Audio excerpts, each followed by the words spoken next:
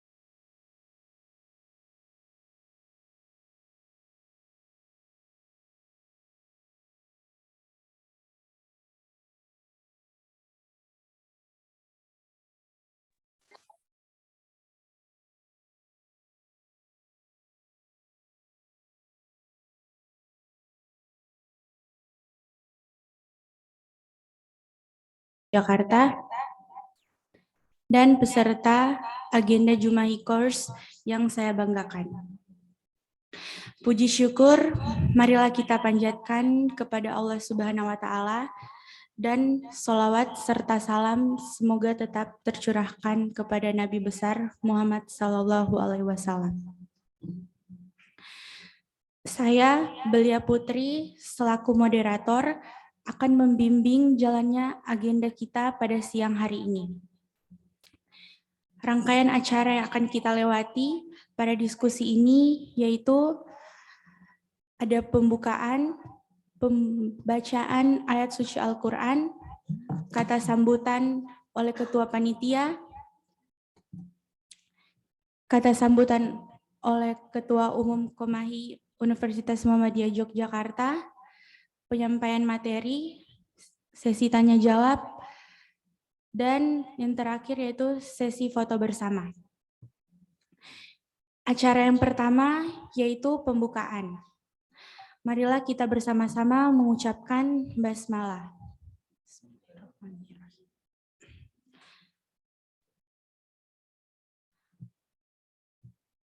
Sebelumnya untuk peserta Jumahi Course dimohon untuk menyalakan kamera. Terima kasih.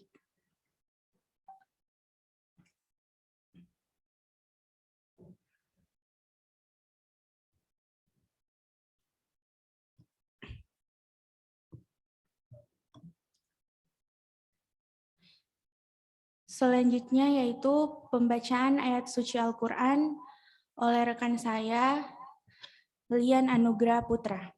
Dipersilakan.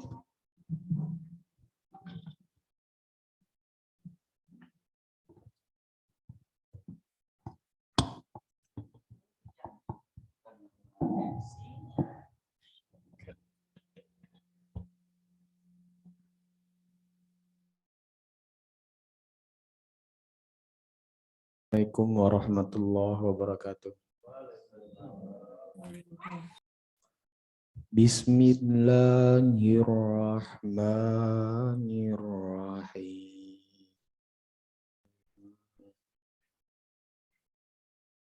Wadduha wal-laili idza saja. Ma wadda'aka rabbuka wa ma qala. Walal akhiratu khairul laka minal ula. Walasawfa yu'tika rabbuka fatarla. Alam yajidka yatima fa'awa. Wa wajadaka dhalam fahada. ووجدك عائلا فأغنى فأما اليتيم فلا تقهر وأما السائل فلا تنهر وأما بنعمة ربك فحدث. Sadaqallahu maulana al-azim. Assalamualaikum warahmatullahi wabarakatuh.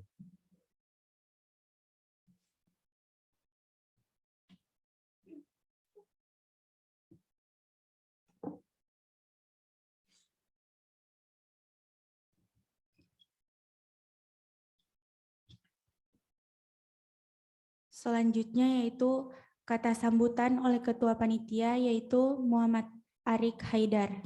Dipersilakan.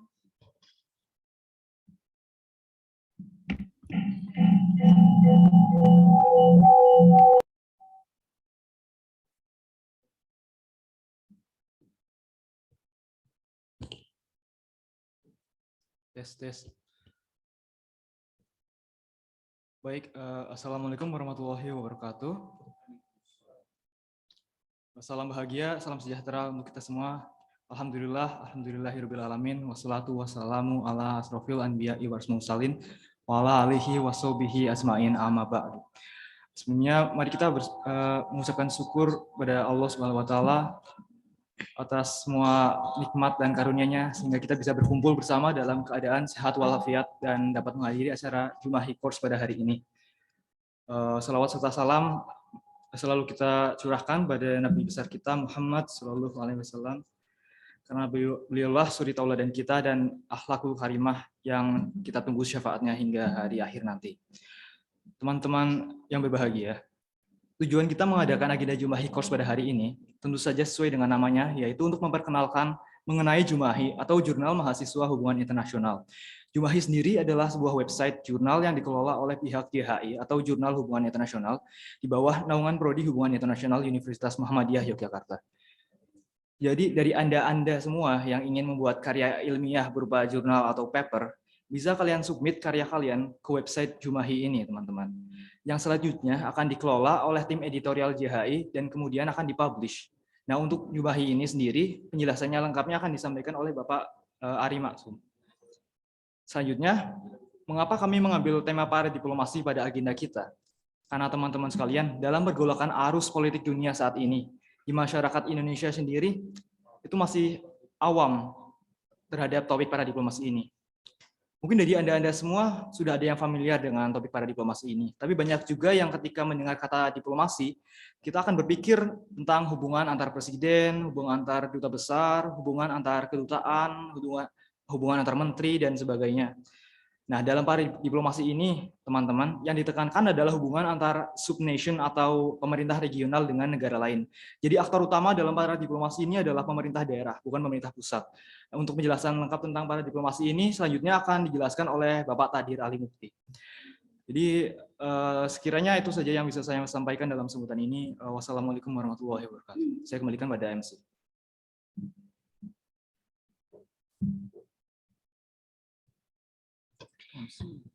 Baik, terima kasih. Selanjutnya yaitu penyampaian materi. Dipersilakan.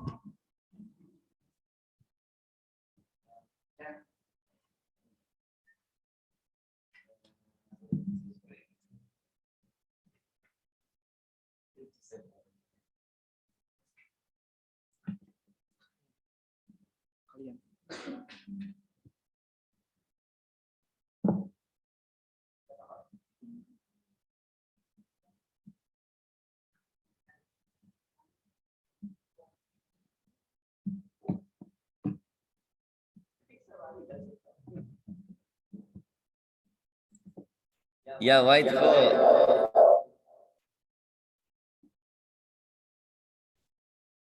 Ya, white. So, yang lain dimatikan saya.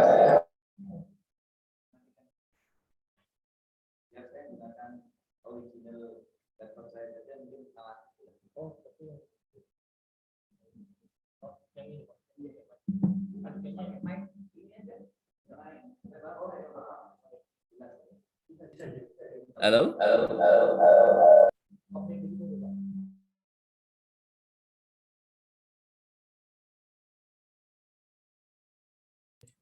Halo?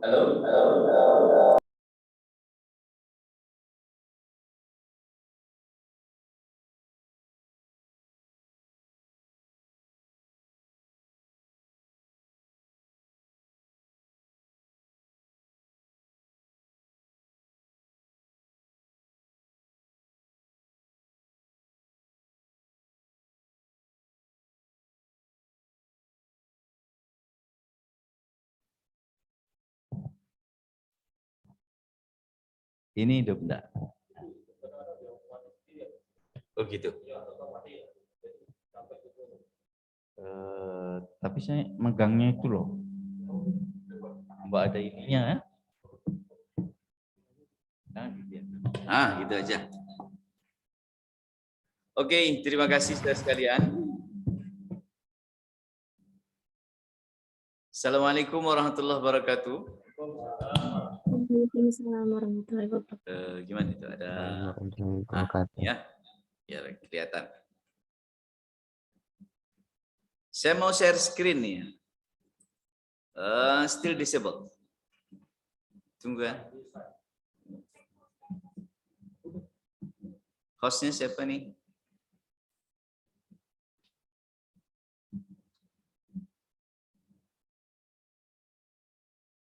Itu kalau still disable loh. Siapa? Yang punya laptop siapa? Zoom-nya gratis, Boh.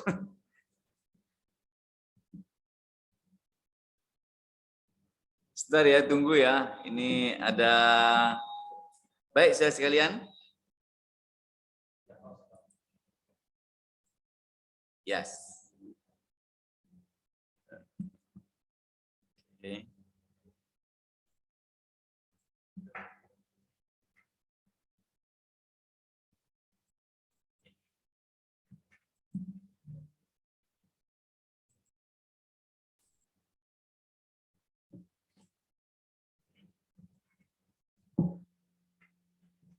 Baik, saudara sekalian. Ini beberapa hari ini saya banyak diminta cerita soal para diplomasi. Karena memang lagi banyak dibicarakan juga. Ini nganggung ini mic-nya yang mana ya?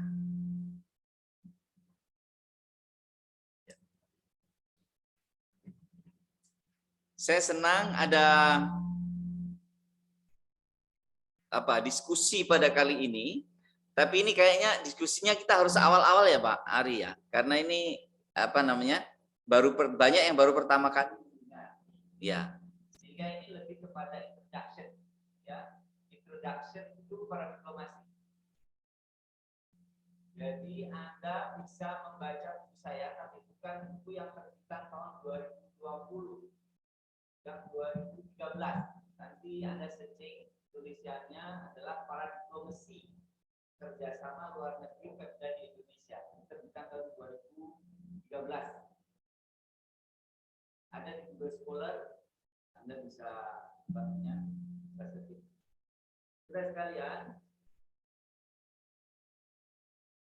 yang harus kita perhatikan saat ini adalah ketika tren global itu bahasanya itu globalisasi. Global itu dari kata global. Jadi dia itu aktivitas yang sudah membulat sak bola dunia, itu baru globalisasi.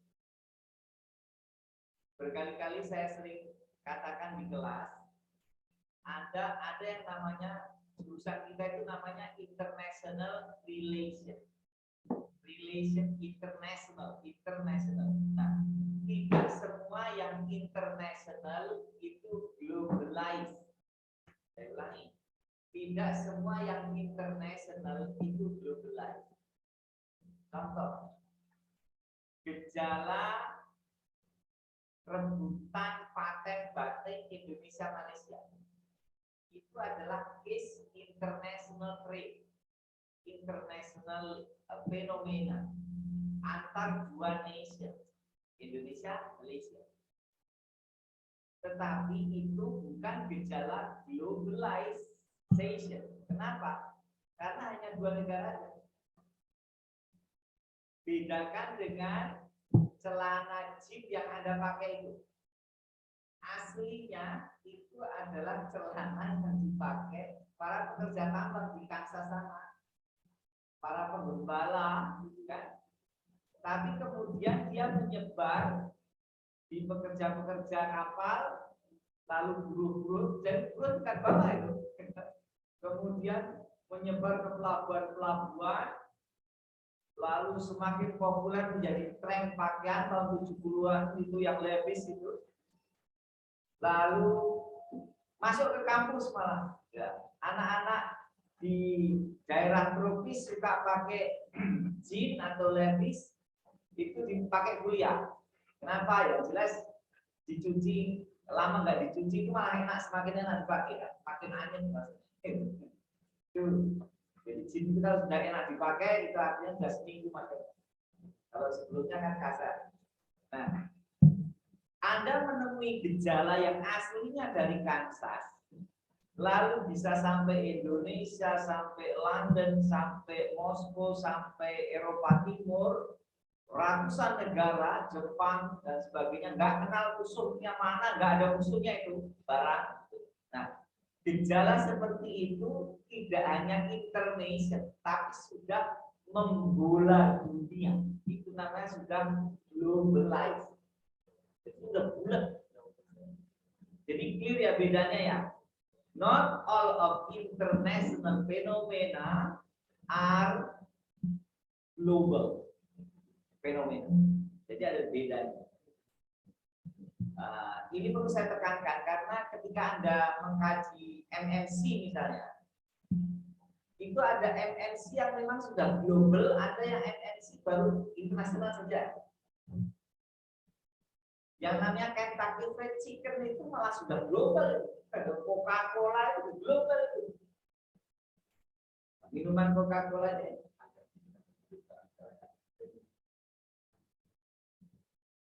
Yang dikasih apa ini? Suara saya? Oh, enggak. Oh, mic-nya. Oke. Kalau suara saya suruh kerasin lagi, macam mana lah? Jadi kalau pakai laptop saya sebenarnya beres. Baik. Mana tadi? Coca-Cola.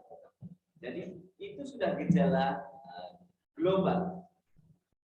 Oleh karena itu sekalian, saya ingin melihatkan satu fakta bahwa yang saat ini disebut gejala global itu sesungguhnya adalah awalnya gejala lokal, lalu dari lokal itu masuk ke jaringan highway, jalur bebasnya komunikasi antar bangsa. Nah, jalur itu kalau dulu lewat perdagangan yang secara quote and quote masih tradisional, lewat kapal dan sebagainya, itu bisa global juga. Saat ini isu gejala lokal menjadi gejala global itu semakin cepat sekali. Kenapa? Karena ada yang namanya internet, ada namanya website. Kalau dulu itu perambatan ideologi itu harus manual konvensi, orangnya pindah membawa ideologi kan gitu kan. Sekarang nggak gitu pindahnya, gagasannya, fotonya, rekamannya, videonya lempar ke YouTube. Orang langsung bisa memindahkan, mengglobalkan sesuatu yang sifatnya lokal langsung kepada jalan tol ke arah globalisasi itu.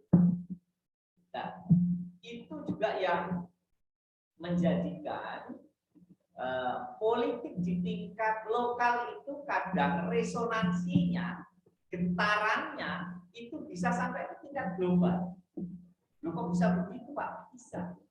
Beberapa wali kota gubernur di Amerika Selatan itu kalau mau nyalon presiden, dia memakai kerjasama kegubernurannya atau kewali kotaannya masuk ke kancah wali kota dan gubernur internasional untuk meningkatkan pengaruh dalam negerinya dalam rangka meningkatkan elektabilitas dia menjadi presiden. Jadi pengaruh global dari tokoh lokal itu bisa menaikkan rating secara secara elektabilitas nasionalnya. Jadi sudah bulat sekarang, sudah bulat. Tokoh-tokoh, sehingga kalau kita lihat ya, misalnya ada beberapa gubernur di Indonesia, taruhlah gubernur Jakarta atau Jawa Barat, yang ketemu tokoh-tokoh internasional, ketemu Erdogan, ketemu ini itu, orang terus smell, oh ini presiden smell, ini kan, ini sudah bau-bau presiden C, sudah bau-bau itu. Nah, karena kasus seperti itu, seperti yang saya tulis di pengantar pendahuluan buku saya itu tahun 2020, itu memang sudah banyak dilakukan, Nah, ideologi juga begitu. Kalau Anda baca buku terjemahan saya soal dasar-dasar dasar-dasar teori hubungan internasional, di sana ada banyak perspektif. Sebenarnya perspektif itu kan banyak yang lokal, ada yang Asian perspektif, ada yang green perspektif, itu juga kan lokal awalnya. Ada yang post kolonial perspektif. Nah itu bahkan ada yang indigenous. Gila. Perspektif hubungan internasional kalau melihatnya dari perspektif indigenous. Indigenous itu kan perspektifnya orang-orang yang tidak di kota, bahkan orang-orang yang tersisih. Nah, tapi kenapa pikiran mereka bisa mewarnai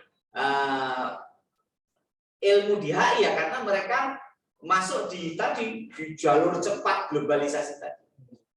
Nah, saudara sekalian, saat ini para diplomasi di Indonesia sudah saya lihat ada calon doktor itu ada 5 yang meneliti tentang ini baik di dalam maupun di luar negeri. Ya, saya tahu karena mereka menghubungi saya. Itu ada 5 yang menghubungi kita. Mereka melihat bahwa sekarang ini dimulai dari Eropa. Kalau Anda ke Eropa, jangan membayangkan Uni Eropa itu yang bersidang adalah Dewan Eropa, kemudian Perdana Menteri Presiden doang. Bukan. Di Uni Eropa itu ada majelis yang isinya adalah gubernur-gubernur negara bagian. Ada majelis kota kumpul bersama.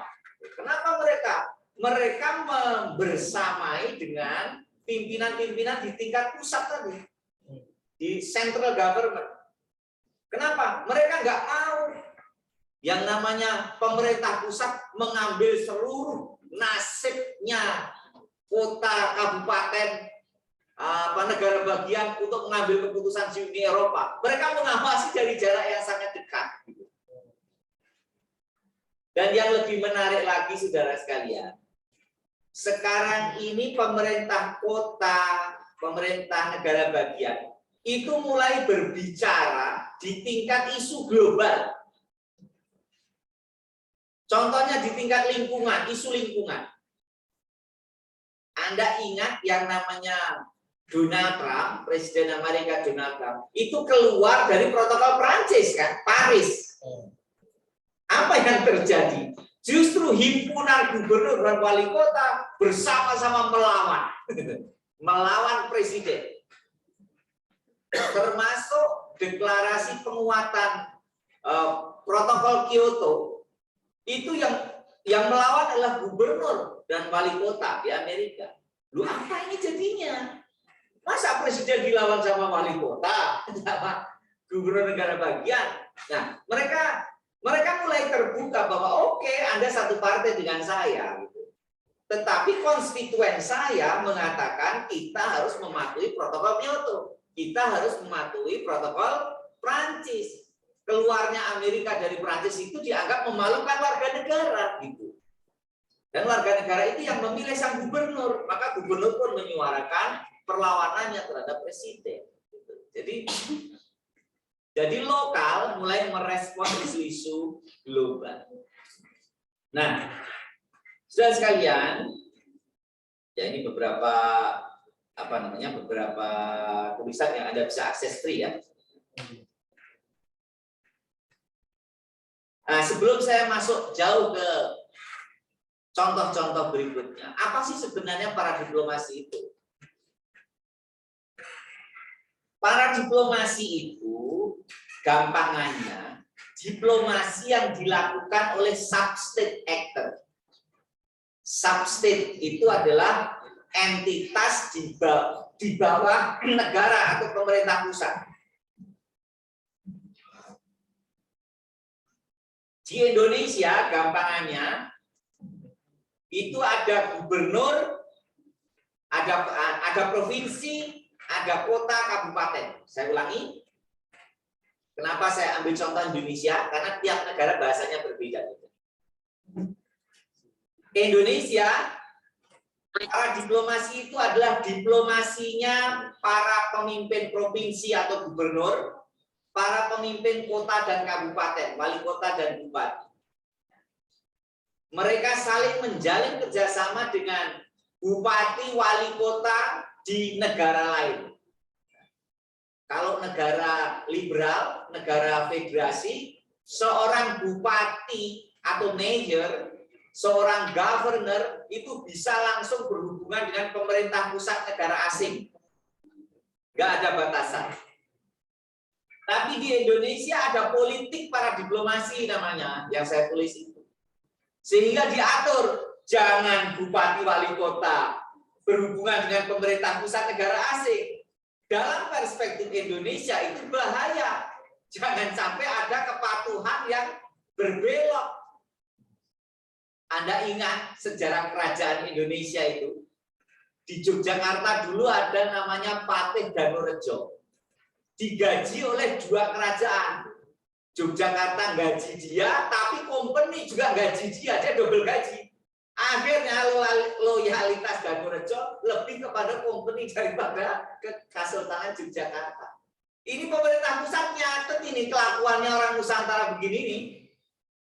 Kalau sampai bupati wali kota itu punya hubungan langsung dengan pemerintah pusat asing, itu dikhawatirkan justru bisa membahayakan sendi-sendi tertentu dari politik kita. Ya mungkin bisa mendekati APBD. Kan kita rawan suap kan. Bisa-bisa menjejalkan proyek ke daerah.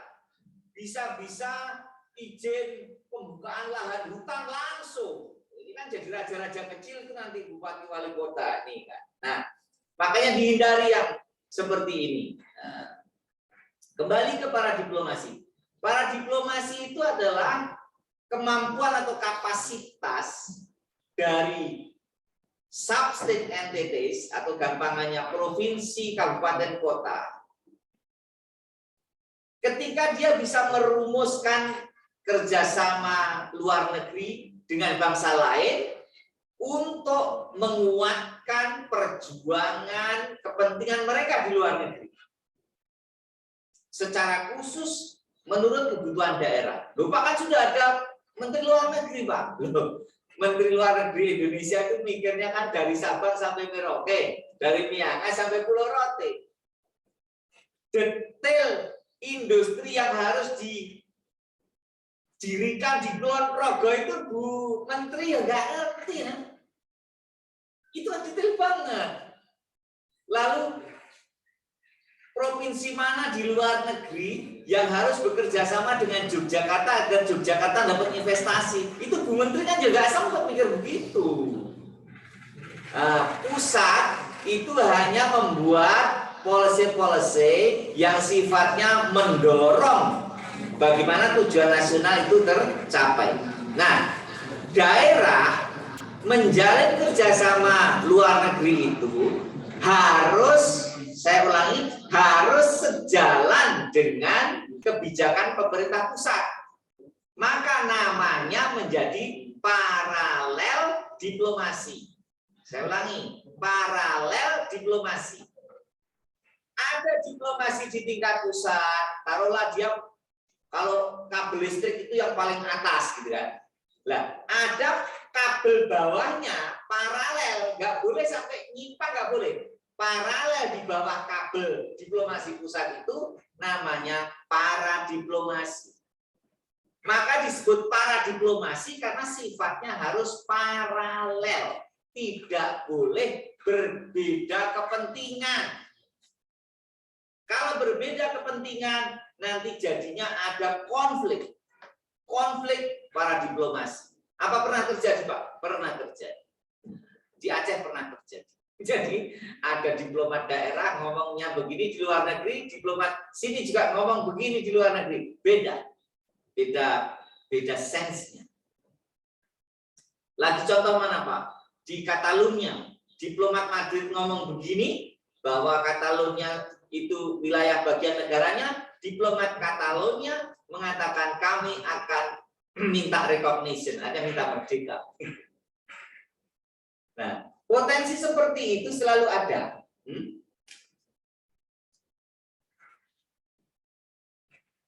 Gimana?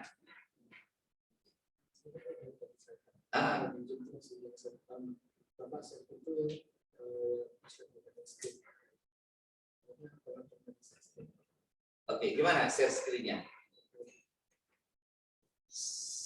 Perasaan saya tiap saat pakai ini deh, kenapa mendadak jadi agak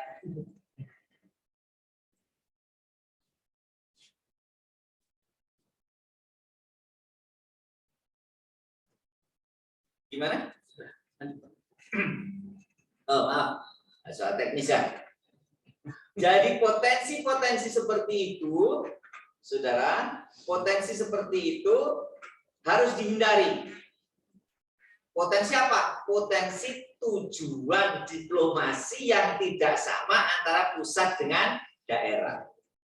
Kalau tujuan diplomasi pusat dan daerah tidak sama, itu namanya bukan para diplomasi, tapi proto diplomasi. Proto diplomasi itu lawannya paralel diplomasi. Proto diplomasi itu tujuan antara diplomasi pusat dan daerah tidak sama. Biasanya daerah yang sedang bergolak ingin mencari recognition atau pengakuan kedaulatan di negara lain. Nah, ini bahaya. Nah. Baik, saudara sekalian. Jadi saya ulangi, para diplomasi itu adalah kemampuan substate, pemerintah kota, kabupaten, provinsi menjalin kerjasama dengan pihak asing. Kenapa saya katakan pihak asing? Karena untuk negara yang federal dengan negara unitary state itu beda style. Negara federal, negara bagian dan distrik itu sebebas-bebasnya menjalin para diplomasi. Sama siapa saja boleh. Tapi umumnya di negara unitary state, negara kesatuan seperti Indonesia, gerak langkahnya para diplomasi provinsi kabupaten itu dibatasi. Karena apa? Supaya tidak terjadi ancaman-ancaman yang sifatnya nasional, misalnya ya intervensi, misalnya justru ada pengakuan kedaulatan dan sebagainya, itu yang harus dihindari. Baik, saudara sekalian.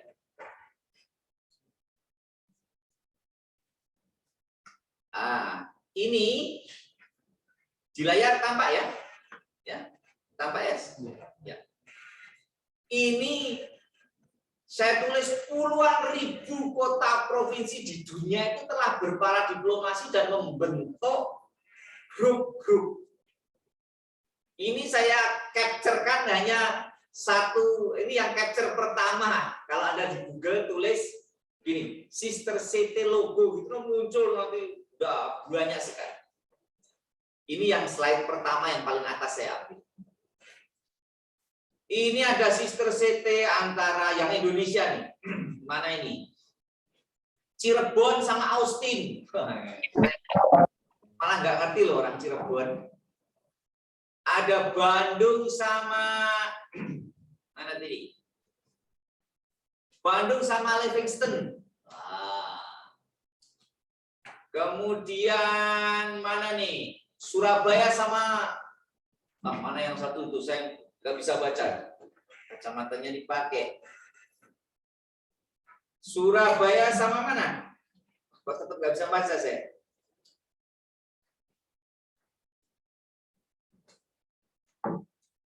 Banyak ya Surabaya itu banyak. Bandung, Jawa Barat itu banyak sekali. Nah, ini adalah contoh-contoh saudara sekalian. Kerjasama yang sudah semakin pada tingkat tidak lagi di pusat kekuasaan, tetapi di tingkat tingkat pemerintah daerah. Lu kok bisa begitu? Apa kira-kira besok trennya bagaimana, Pak? Besok itu tren hubungan internasional itu sudah nggak tren. Saya ulangi, besok itu kata hubungan internasional itu sudah nggak tren. Yang tren adalah transnational relation. Nah, saat ini adalah transnational relation. Apa bedanya, Pak? Jadi ada 3 konsep yang kita harus clear. Pertama, globalisasi tadi sudah ya, internasional tadi sudah ya. Internation artinya antar negara. Tidak semua yang internasional adalah globalized. Nah sekarang kalau trans bagaimana? Transnasional pelakunya lebih kompleks. Karena kata trans itu artinya menerobos batas negara. Semua hubungan yang melintasi batas negara itu tidak harus diwakili oleh yang namanya state. Pak RT dengan Pak RT aja bisa. Kelompok tani di sebelah utara perbatasan Kalimantan dengan Indonesia bisa saling tukar pengalaman dengan kelompok tani di sebelah selatannya. Pedagang sayur di sebelah sebatik yang sebelah sini selatan dengan sebatik yang sebelah utara, mereka bisa saling tukar gas. Loh, ini hubungan apa, Pak? Apa itu internasional? Bukan. Itu namanya transnasional. Jadi hubungan yang menerobos batas negara. Padahal batas negara sekarang sudah dianggap tidak penting. Jadi dulu tidak sekalian, nasib batas negara itu memang up and down. Jangan setelah Perang Dunia, batas negara itu penting sekali. Bahkan garisnya ditentukan batas-batasnya dengan perjanjian yang demikian serius. Tapi mulai tahun 80-an orang Eropa dulu juga ya. Wah, kayak batas negara ini memang bikin repot. Kenapa? Gara-gara ini ada batas negara, duitnya saja harus beda kan dulu. Mana nih pound sterling, mana nih peso, mana nih dolar. Mereka mulai ruwet. Gara-gara batas negara, sama-sama orang Dayak, dan posisinya ada di utara Kalimantan. Beda RT saja gara-gara batas negara. Akhirnya sini pakai ringgit, sini pakai rupiah. Kayak repot. Orang sekarang mulai batas negara nih. Mana batas negara nih? Duit juga nggak jelas sekarang nih ya. Bikin repot aja. Ya. Akhirnya orang sepakat batas negara dikedorkan. Anda akhirnya melihat bahwa di Eropa cukup pakai satu visa kan? Namanya visa apa? Schengen. Jadi Anda kalau ke Eropa itu cukup ngurus visa di satu negara. Nanti Anda bisa pakai itu jalan-jalan ke 27 negara Eropa. Nah, dulu Inggris masuk, sekarang berdua. Nah, ASEAN pakai visa enggak? Sesama ASEAN? Enggak pakai kan? Cuma pakai KTP internasional namanya paspor. Paspor aja namanya kan cuma paspor kan? Ya, sekarang berubah menjadi identity. Kalau dulu ya paspor betulan. Paspor artinya lewat pelabuhan kan gitu, supaya bisa masuk pelabuhan. Sekarang jadi identity. Lah, besok itu saudara, nomor NIK KTP kita itu sudah link-link semua sama yang namanya paspor itu. Besok kira-kira itu arahnya itu ada desainnya ya. 20 tahun lagi itu besok itu ada yang namanya nomor penduduk dunia. Bukan arahnya KTP mana ini Bantul atau Sleman, seorang itu. Besok itu ada nomor register bahwa Anda ini sebagai makhluk hidup di muka bumi lah kira-kira. Karena itu arahnya ke sana. Loh, kok seperti jauh sekali? Nggak jauh sekali. Untuk benda-benda selain manusia, terutama karya intelektual, sekarang nomornya itu sudah berlaku sedunia.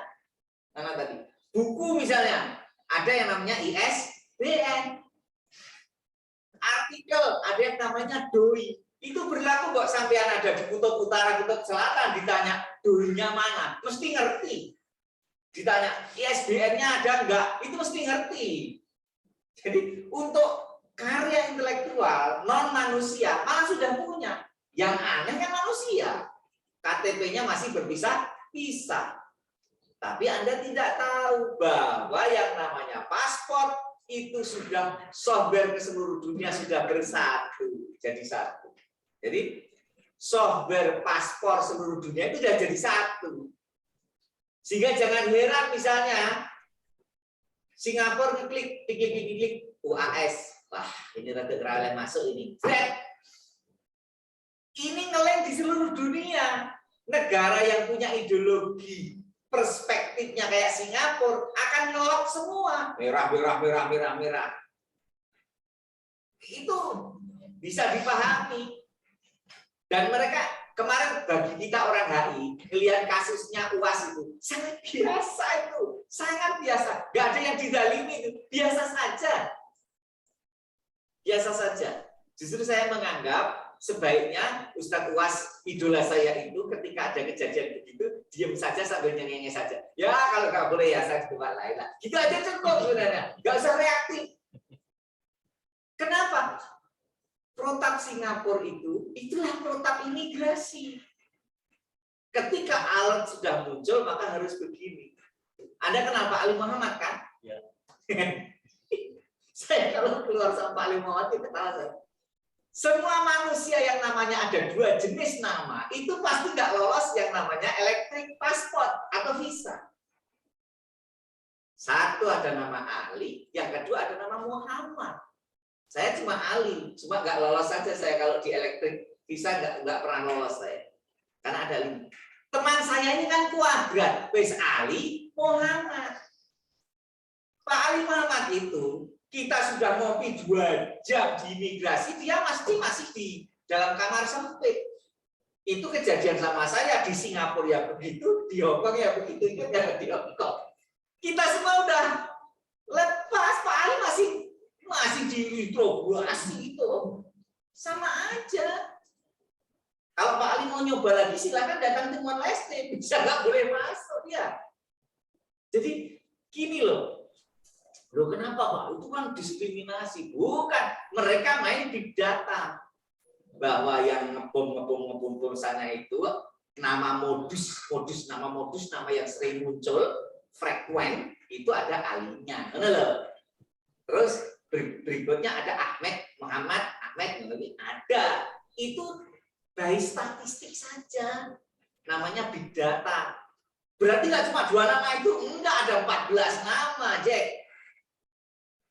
Yang sering muncul itu gitu. Ada 14 nama. Cuma kita orang Indonesia kan yang sering muncul 2 nama itu gitu. Nah, jadi saudara sekalian, kembali ke batas negara. Batas negara sekarang sudah gimana ini? Orang Eropa sudahlah, kita nggak usah pakai apa-apa. Jadi orang Eropa itu kemana-mana anggapnya seluruh Eropa itu negara ini. Uangnya satu kan? Uangnya 1 euro. Visa nggak ada lagi visa. Pokoknya yang sudah masuk Uni Eropa ya begitu.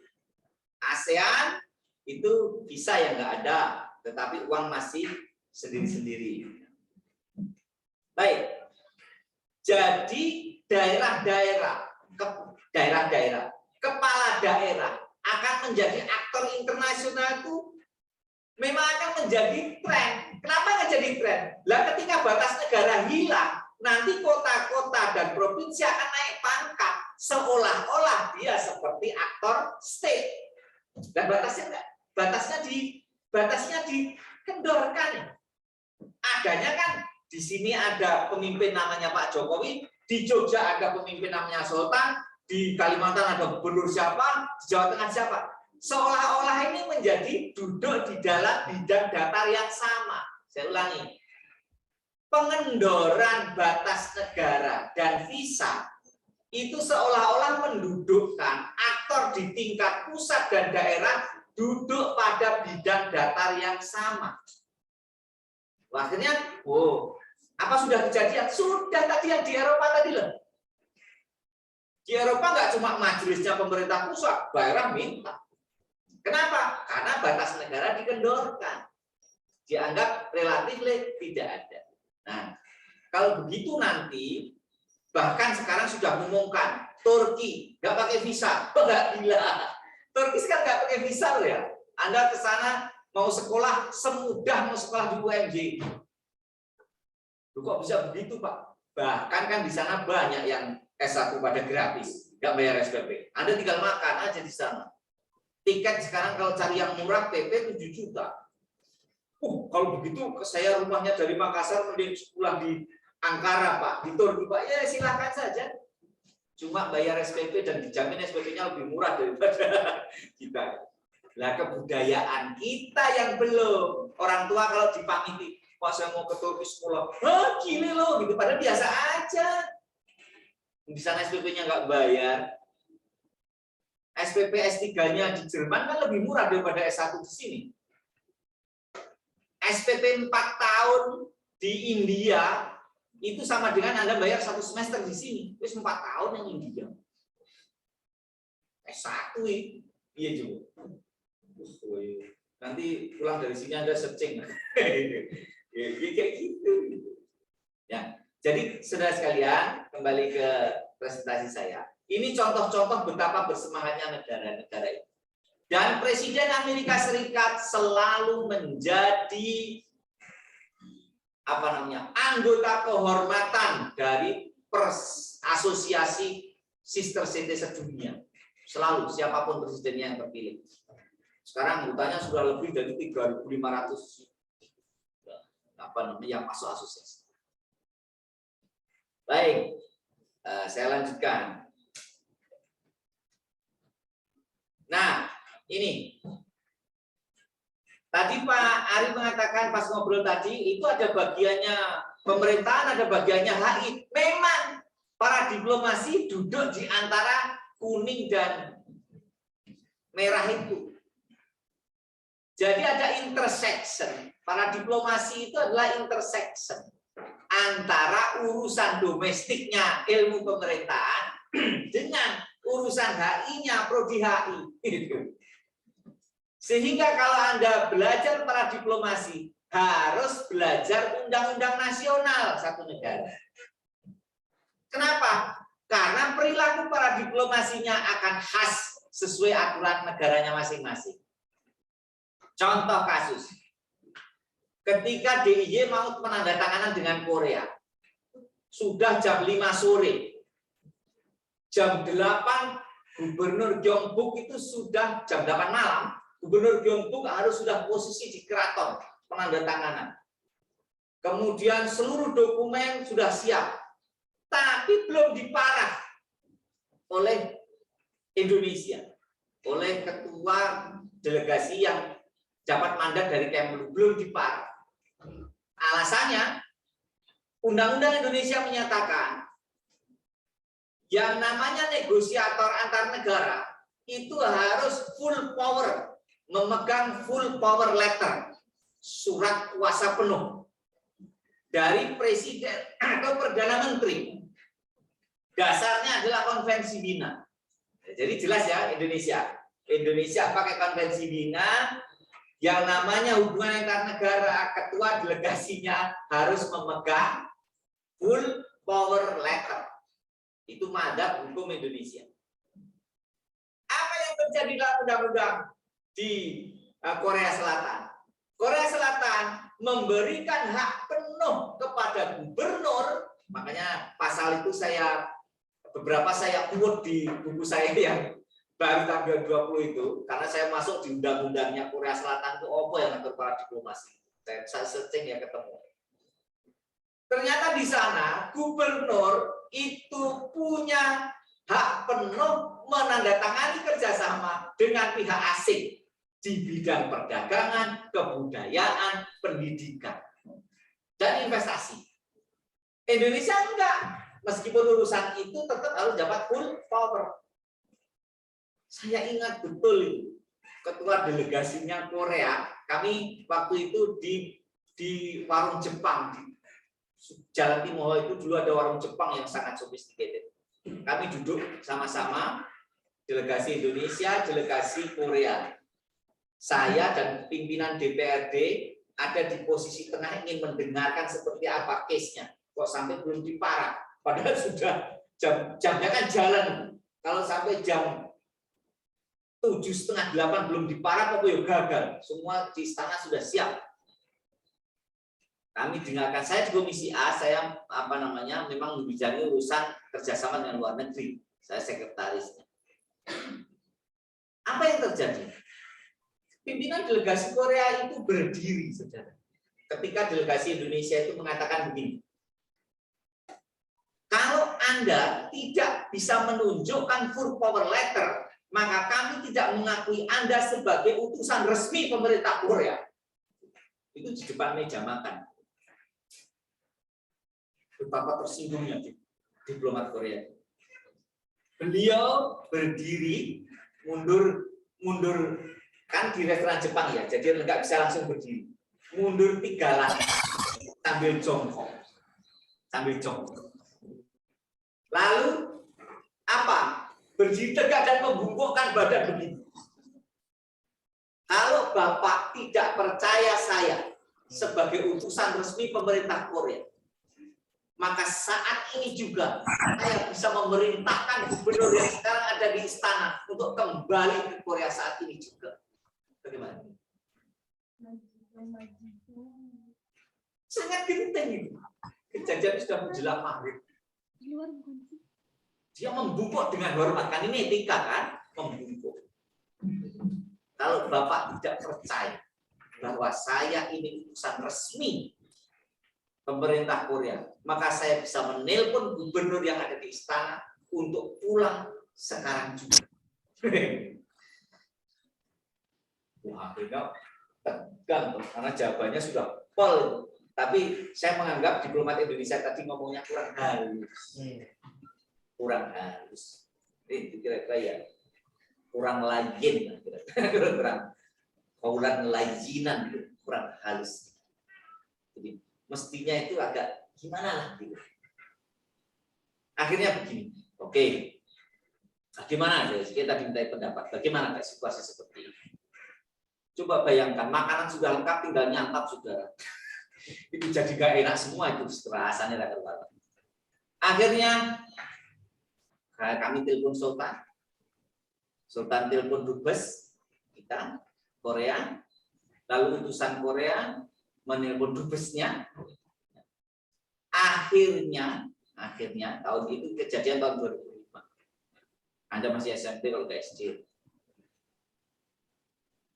Akhirnya itu diparaf virtual oleh masing-masing menteri luar negeri dalam waktu kurang dari 1 jam. Baru jam 8 malam di istana kita penandatanganan kerjasama. Orang nggak ngerti semua yang depan, yang sini yang barusan menyelesaikan draft itu masuk istana ini mandi aja belum saya. Saya ganti baju di mobil, saya ganti batik itu, saya masuk. Mana saya cuma sisiran kok saya masuk. Saya sama delegasi Korea saya sambil ngobrol-ngobrol gitu. Ya tadi hampir Pak ya gitu. Ya hampir lah ini. Disitulah saya menarik pelajaran betul bahwa para diplomasi itu ternyata ada masalah yang di luar diplomasi konvensional di tingkat negara. Kenapa? Karena daerah A, negara A itu menggunakan undang-undang nasionalnya. Provinsi X, negara X menggunakan undang-undang nasional. Jadi apa namanya? Jadi kan takut nih kalau provinsi itu. Beda kalau pusat. Oke, gampang ngomong-ngomongannya itu gampang gitu loh. Kita taat pada konvensi mana? Ya Wina, tetapi bisa dimoderasi. Kan begitu. Bisa dimoderasi. Jadi sudah sekalian, sebagai urusan yang berada di tengah antara foreign affair dan domestic affair, para diplomasi memang harus apa namanya? Hirau, memperhatikan dengan sungguh-sungguh undang-undang yang berlaku di satu negara. Maka isu para diplomasi itu sifatnya sangat intermestik. Intermestik itu internasional, domestik. Intermestik, international, domestik. Isu internasional tapi yang langsung berkaitan dengan isu domestik. Kenapa ya? Aktornya lokal.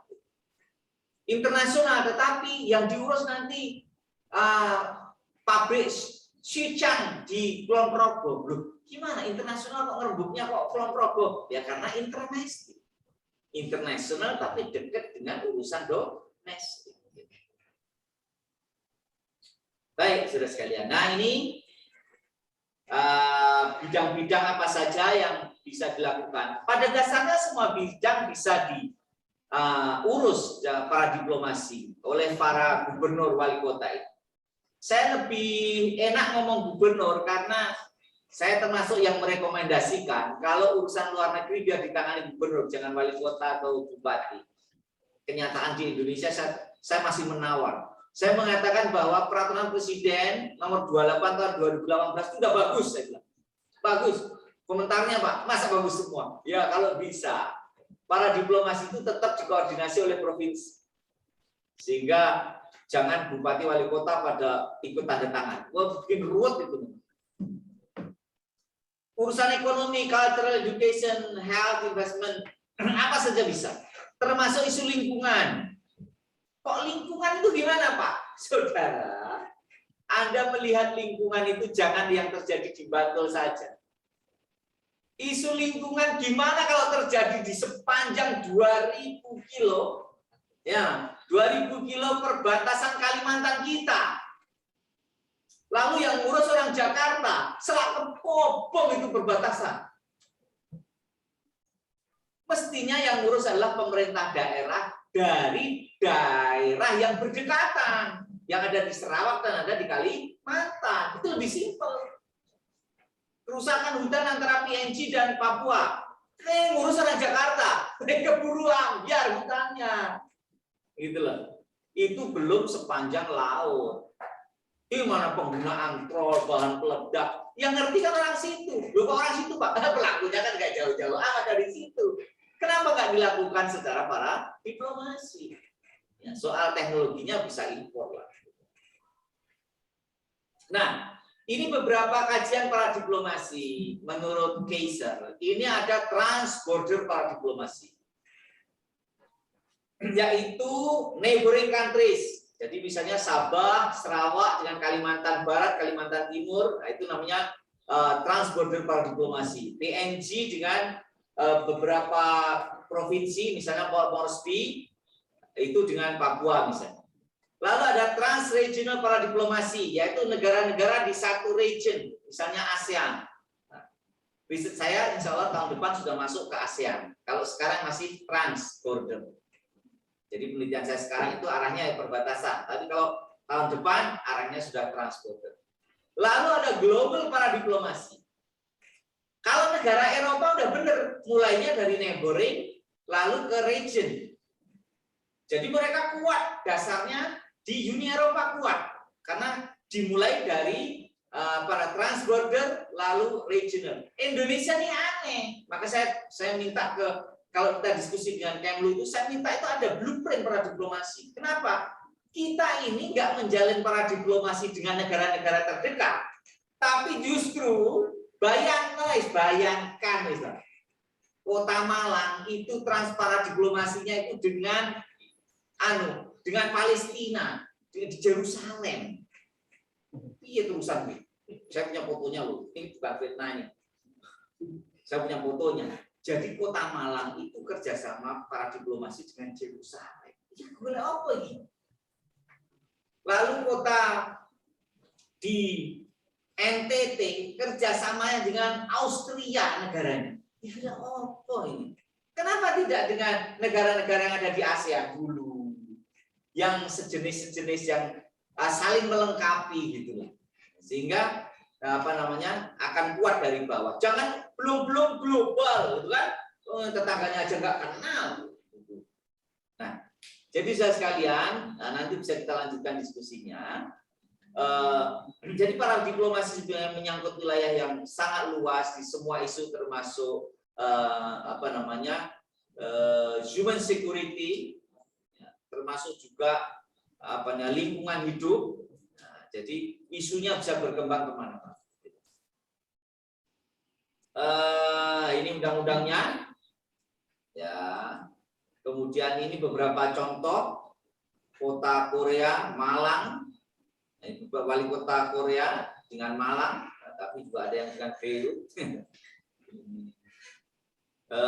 ASEAN sudah mulai membicarakan, tapi belum ada tindak lanjutnya.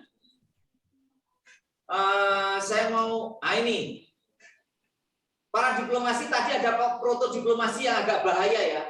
Ini yang saya anggap agak bahaya. Ini Papua, gubernur Papua itu ke seberangnya di PNG. Terus gubernur yang habis diajak berembuk dengan gubernur Papua itu setengah tahun kemudian memimpin demo mendukung Papua Merdeka. Itu yang pojok bawah itu.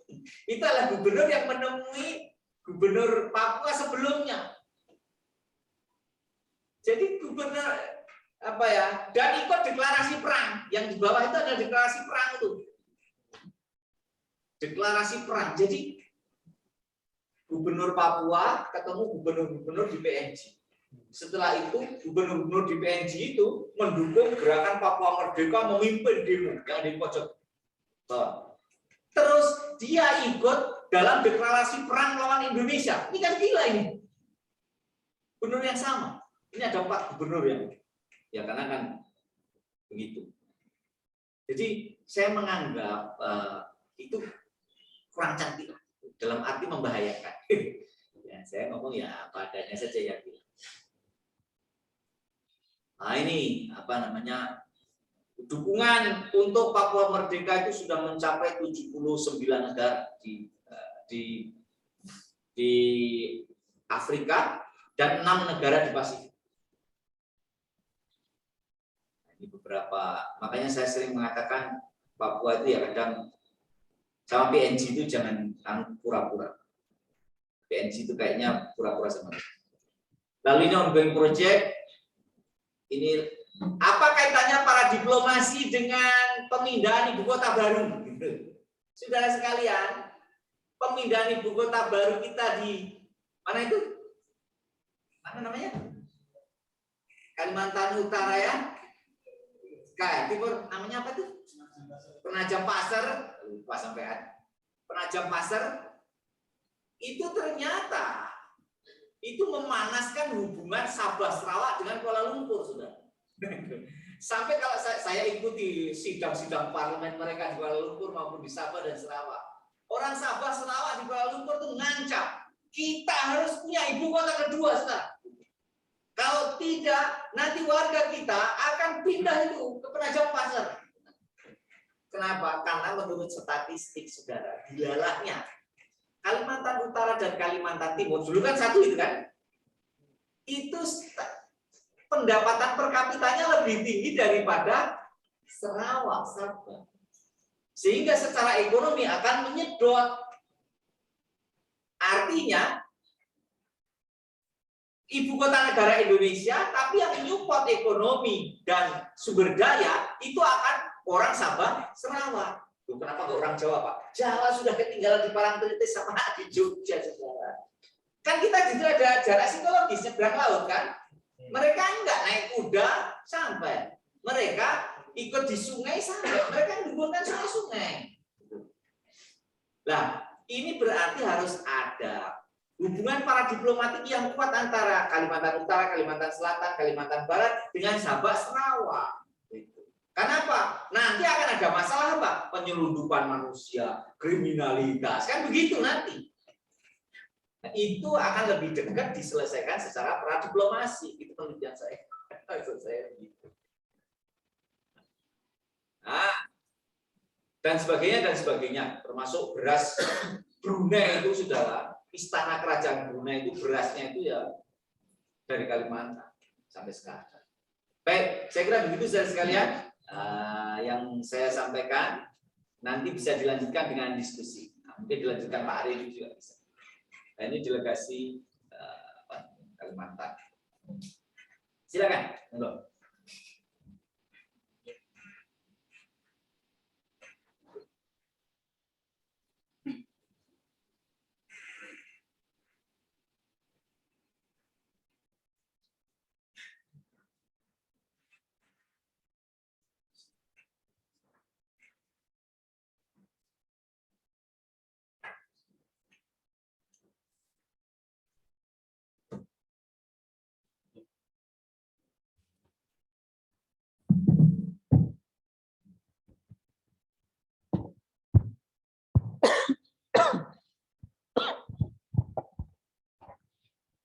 Baik, terima kasih kepada Pak Takdir.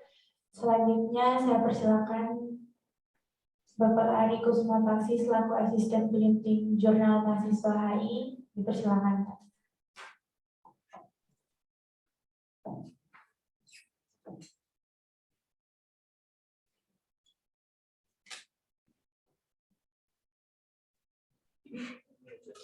Muncul gambarnya. Pak Ari. Stop dulu. Sebentar. Pak Ari harus di depan Zoom kan? Iya, di depan dulu. Oh, di sini kan bisa. Sini Pak Ari. Ya. Oh, bisa. Kelihatan? Ya. Oh ya, oke. Tapi itunya ini. Kelihatan tadi ya? Assalamualaikum warahmatullahi wabarakatuh. Assalamualaikum. Terima kasih banyak rekan-rekan panitia dari POMAI yang memberikan kesempatan kepada saya untuk menyampaikan sedikit ya tentang jurnal ini ya. Tadi sudah disampaikan banyak sekali oleh Pak Takdir gitu ya tentang para diplomasi ini secara teoritis ya, praktis gitu ya, bagaimana para diplomasi tipologinya, ya, model-modelnya, ya, terus aspek apa saja yang ada dalam para diplomasi itu, ya, sebagai informasi ya untuk adik-adik sekalian. Nah, alhamdulillah juga sudah kira-kira setahun ini kita persiapkan, ya, ada jurnal yang berjudul Jumahi ya, jurnal para diplomasi dan city networks ya. Tadi semua ya poin yang disampaikan oleh Pak Takdir tadi itu menjadi fokus sebenarnya yang dari jurnal ini, jurnal para diplomasi ini. Nah, jadi kerjasama antar pemerintah daerah gitu ya, kerjasama antara pemerintah provinsi dengan kabupaten kota gitu ya, dan berbagai macam isu, bukan hanya ekonomi tapi lingkungan, kebudayaan, pendidikan, banyak sekali ya. Dan Jumahi ini saya bisa klaim ya, kita bisa klaim sebagai satu-satunya jurnal di dunia yang berbicara soal para diplomasi, satu-satunya. Nah, tambah dia memiliki nilai plus karena yang mengelola mahasiswa, dalam hal ini POMAI. Nah, Pak Takdir di jurnal ini, jurnal Jumahi ini menjadi penasehat utama ya pengelolaan jurnal. Nah, kalau pelaksanaan kegiatan penyuntingan artikel dari teman-teman JHI, gitu ya. Nah, dan saya cukup bangga dan saya sampaikan selalu kepada Pak Kajur, kepada Pak Dekan bahwa yang membuat kami membanggakan sekali dari Jumahi ini ini satu-satunya jurnal ya yang dikelola oleh mahasiswa ya, dan nanti targetnya menjadi jurnal internasional bereputasi ya. Dan kegiatan ini cukup banyak. Ini hari ini kegiatan ini dikelola oleh mahasiswa kan ya. Kegiatan yang menjelaskan tentang para diplomasi, salah satu topik penting dalam hubungan internasional ya. Dan harapan saya adalah ya jurnal ini yang menjadi ruang ya untuk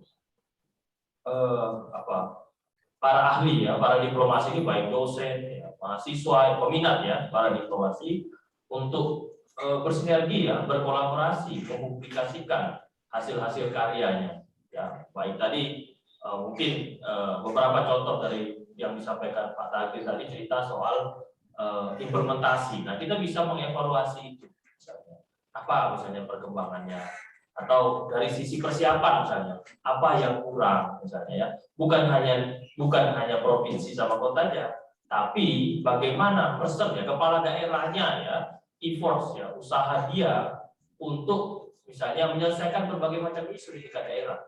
Nah, dan ini sangat-sangat jelas ya fokusnya.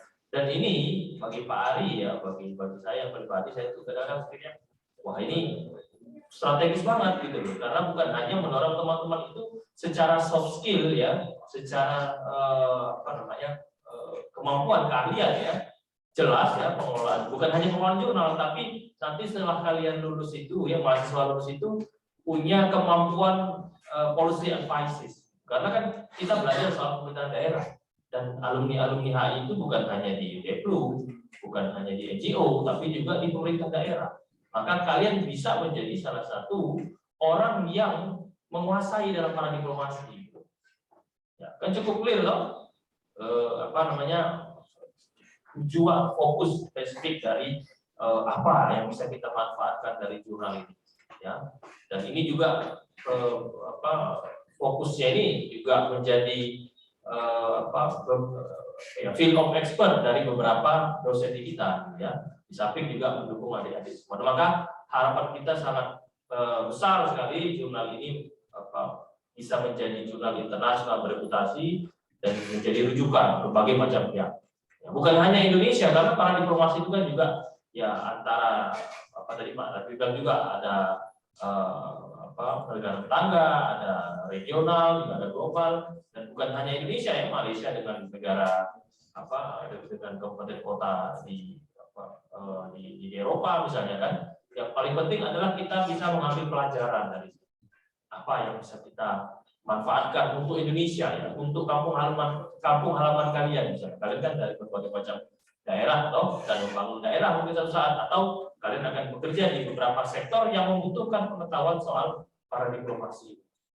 Itu yang akan ya kita harapkan menjadi modal adik-adik semua gitu ya, nanti ketika lulus. Maka hari ini menjadi hari pertama ya, memperkenalkan Jumah ini secara resmi ke publik ya, walaupun masih cukup kecil, karena pada bulan depan insya Allah akan ada kegiatan lain ya, karena edisi pertama Jumah ini akan terbit bulan ini Pak Dekan, ada 5 artikel.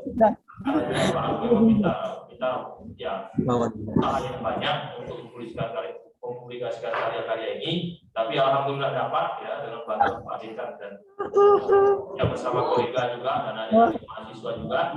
Ada 5 artikel. Insyaallah bulan depan nanti teman-teman Komai juga yang akan memfasilitasi kegiatan diskusi bersama penulis. Iya. Dari edisi pertama itu nanti kita coba sharing lagi Pak Dekan kalau berkenan terkait apa yang menjadi misalnya concern dalam tulisan itu, sehingga ini menjadi diskusi yang yang memiliki yang berkontribusi gitu ya. Nanti karena kolega-kolega Pak Dekan juga banyak yang mendalami para diplomasi. Mungkin juga yang doktor 5 orang itu juga bisa hadir juga barangkali Pak Dekan, bisa mewarnai gitu di sini, jadi forum gitu ya. Kita bicara banyak soal para diplomasi, bisa sharing berbagai macam pengalaman gitu ya, bacaan gitu, atau riset misalnya terkini terkait para diplomasi. Sehingga ada banyak mahasiswa HI mungkin yang nanti menjadi expert juga di para diplomasi gitu. Nah, atau mereka nanti menjadi policy maker misalnya, bukan hanya akademisi, dan mereka mampu untuk mengimplementasikan apa yang mereka dapat ini dari apa yang mereka baca di edisi-edisi di forum-forum yang disampaikan atau yang dipublikasikan oleh Jumahi ini.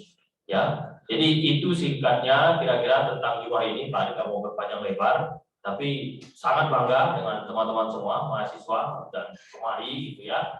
Dan ini cukup panjang diskusinya sampai muncul Jumahi ini. Berkali-kali ketemu teman-teman Jumahi, serius apa enggak ini? Serius apa enggak? Berkali lima kali barangkali. Sampai pada akhirnya kita sepakat untuk serius, dan ya konsekuensinya teman-teman di Jumahi ini walaupun sudah tidak jadi pengurus, selama dia menjadi mahasiswa WIB ataupun sudah lulus, wajib untuk ya bekerja sama dengan kita mengelola Jumahi. Ya, nah, jadi karena kita sudah komitmen gitu, dan kami pun senang gitu kan, karena ini adalah tugas kita sebagai pendidik juga untuk mendorong teman-teman semua ya punya skill gitu ya, skill nanti setelah lulus yang bisa ya ditawarkan ya ke calon kalian, ke kantor kalian nanti. Nah, itu beberapa hal terkait Jumahi ini, Pak Dekan, teman-teman semuanya. Insya Allah nanti ya memang belum ada, jadi kalau bulan depan sudah ada forum pertama, jadi kita bisa bangga gitu, tinggal lanjut ke forum berikutnya. Ini sedang proses Pak Dekan yang akan terbit ini bulan ini, dan yang selanjutnya sudah disiapkan juga. Insya Allah ini kita bareng-bareng sama adik-adik untuk siapkan itu. Nah, kira-kira itu dari Pak Arya tentang Jumahi ini. Demikian, assalamualaikum warahmatullahi wabarakatuh.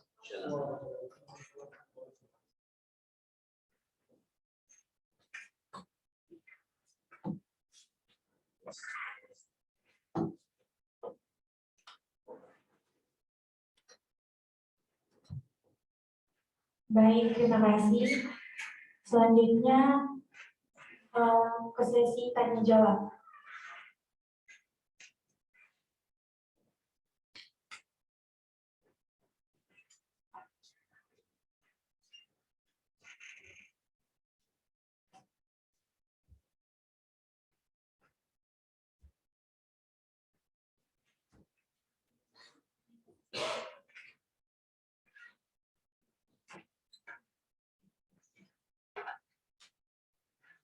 Dihimbau kepada peserta yang mempunyai pertanyaan agar bisa raise hand.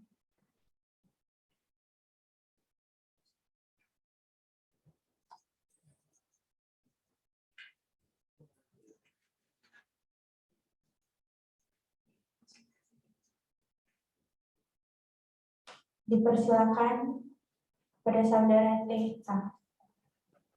Baik. Assalamualaikum warahmatullahi wabarakatuh. Apakah terdengar?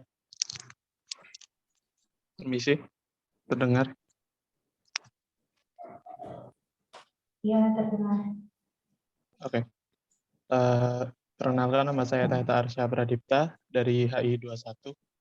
Ingin bertanya kepada Pak Takdir mengenai fungsi konsulat dalam apabila para diplomasi ini semakin marak terjadi. Itu bagaimana ke depannya? Itu saja pertanyaan saya. Terima kasih. Wassalamualaikum.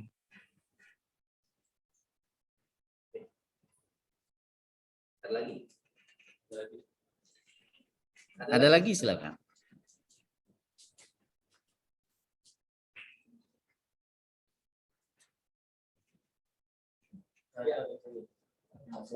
Ada yang offline?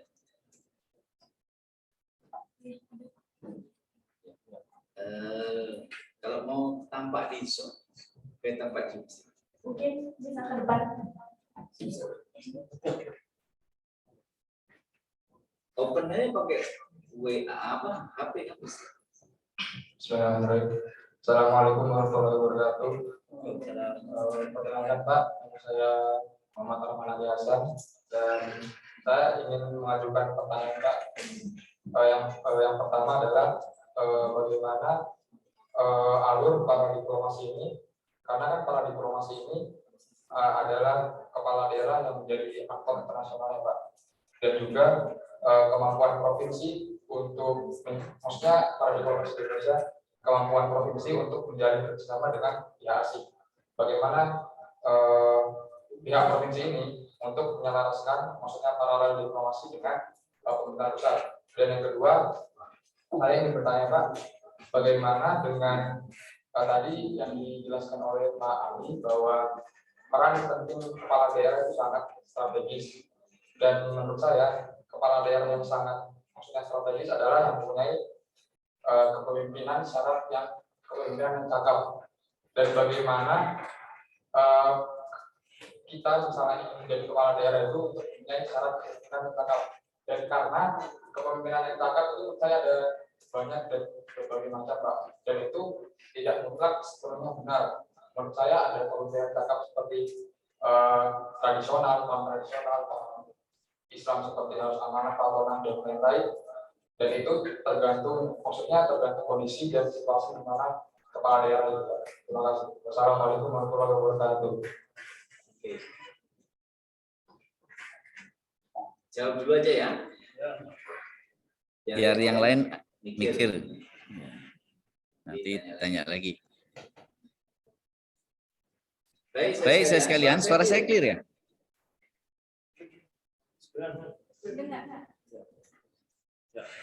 Ya. Saudara, yang pertama soal konsulat fungsinya bagaimana?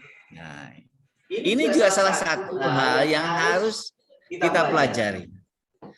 Jadi menurut hukum di negara-negara federal atau yang mengadopsi hukum non Belanda, itu provinsi dan kota itu punya kantor perwakilan di luar negeri. Saya contohkan Gyeongsangbuk-do yang saya tinggal di sana cukup lama.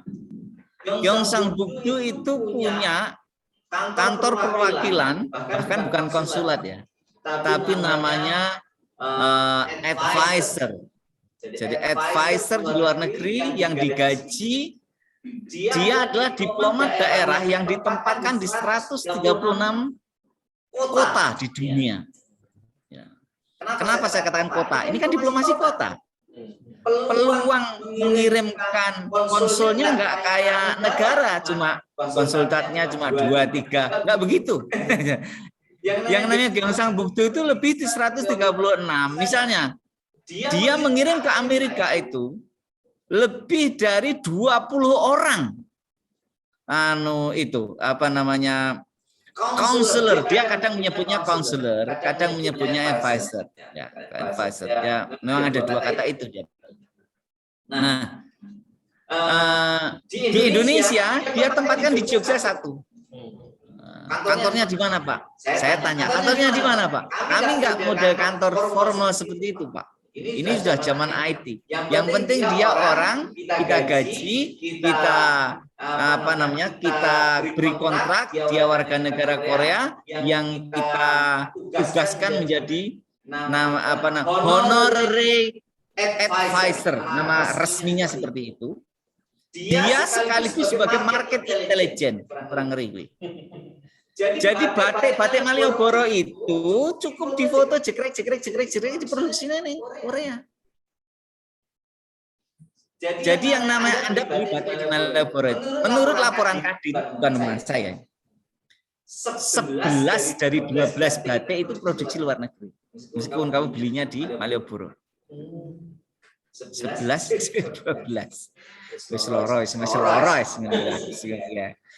Kenapa seperti itu? Belum file apa jenis kayak ini Ubin itu ada Ubin baru jekrek bulan depan sudah konten datang dengan pola yang sama. Itu market intelligence. Sehingga yang namanya tadi konsulat itu dibentuk sedemikian simpel, sedemikian fungsional, menghindari gas yang banyak, tetapi efektif. Karena mission dari para diplomasi adalah langsung to the point. Perdagangan produknya apa? Kita hadapi di pasar, gitu loh. Langsung perang di pasar. Lihat ke Malioboro. Besok yang namanya geplak-geplak sini Ini apa namanya? Bakpia sini belum tentu yang punya orang Jogja.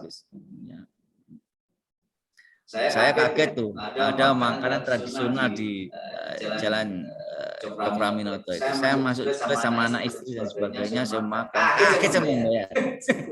Ranek-ranek Jawa belas. Ada yang dijual makan Jawa 100%. Saya mendek gitu, tapi ya inilah dunia.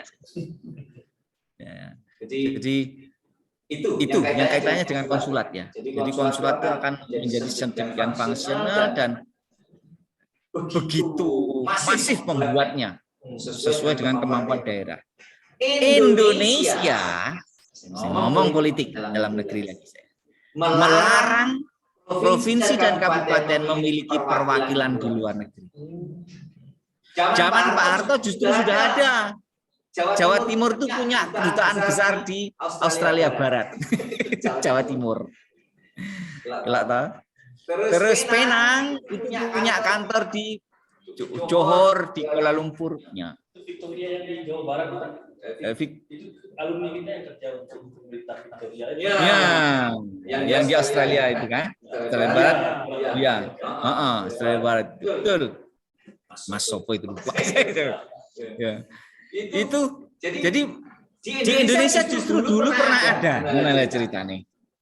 Nah, sekarang tidak boleh. Alasannya ya efisiensi dan sebagainya. Ya, saya perlu ngomong clear ya.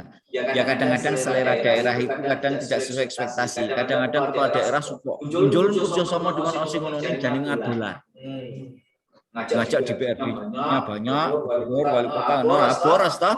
Besok hasilnya apa? Waalaikumsalam warahmatullahi wabarakatuh. Nah, ini ya tanggung jawab. Artinya harus ada pengaturan itu. Nah, di Indonesia aturan mainnya tidak boleh ada perwakilan di luar negeri. Kemudian yang jawaban yang menurut mekanismenya gimana Pak itu? Kalau kerjasamanya kan gubernur sama gubernur gitu kan? Yaitu ada dua model. Itu kita berinisiatif boleh.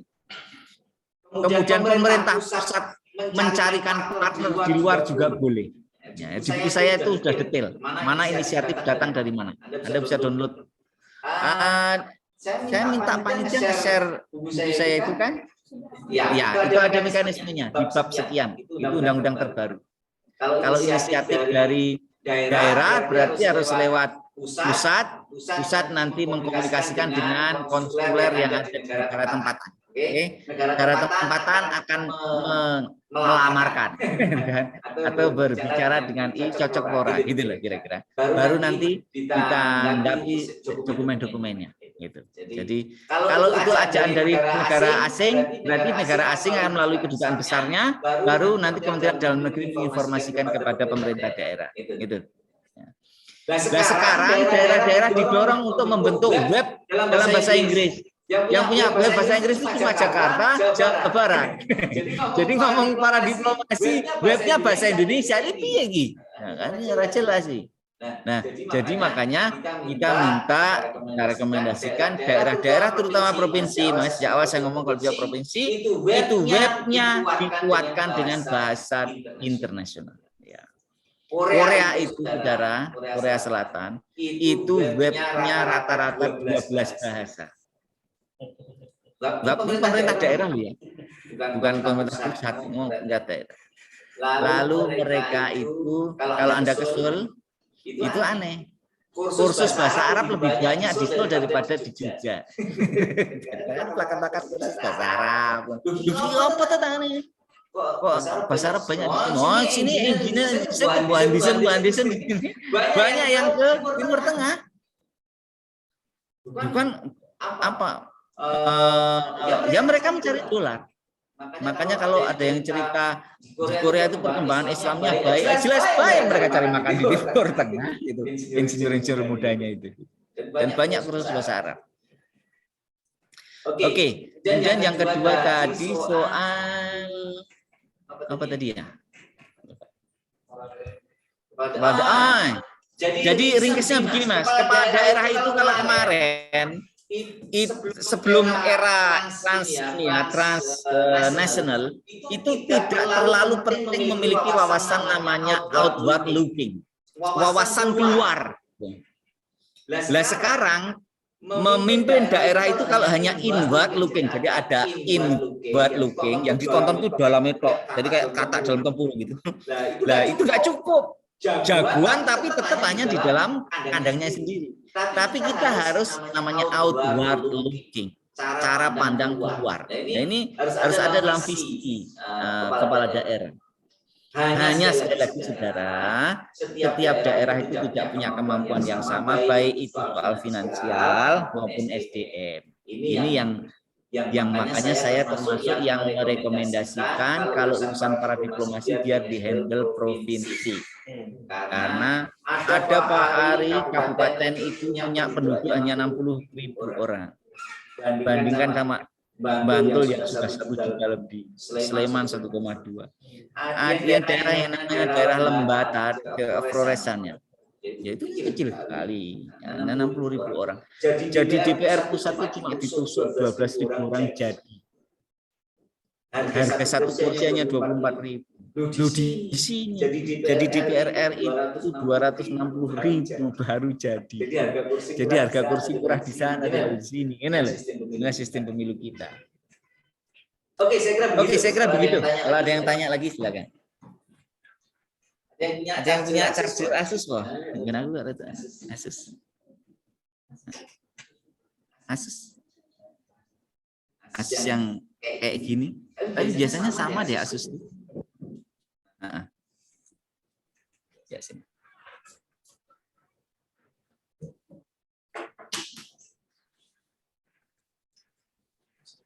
Ya. Kamu colokin di situ. Selamat kepada peserta, apakah masih ada pertanyaan? Silakan kalau selesai.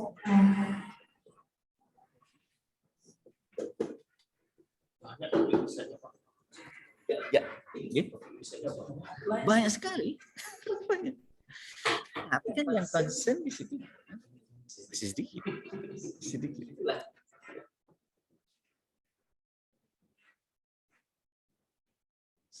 Sekarang itu gini ya, sambil menunggu ya, sampai saudara diplomat Gyeongsang Bukti yang ditanam di Jogja itu nikah dengan orang Jogja dan menjadi mualaf. Itu saya juga sungguh-sungguh terjadi itu sangat lama.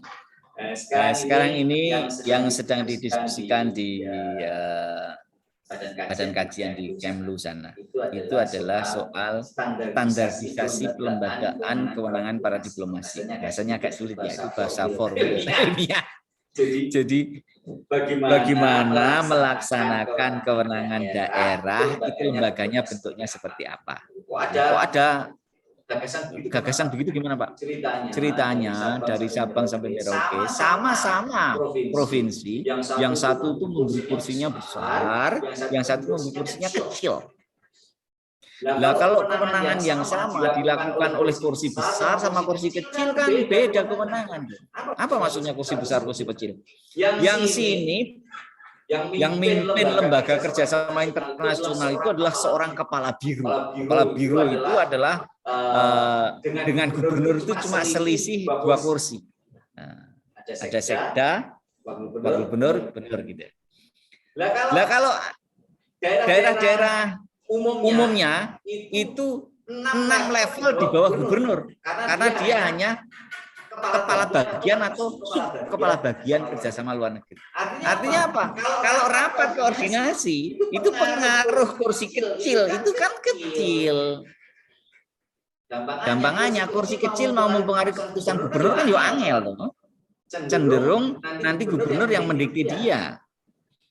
Ya meskipun gubernur selalu bisa melakukan itu, tetapi kalau misalnya dibuat klaster, menurut saya dibuat klaster. Jadi provinsi yang maju-maju kayak Jakarta, Jawa Barat, Jawa Timur, Jogja, Jawa Tengah, Bali itu masuk klaster Makassar klaster 1. Untuk apa? Ini nanti lembaganya setingkat kepala biro misalnya gitu lah.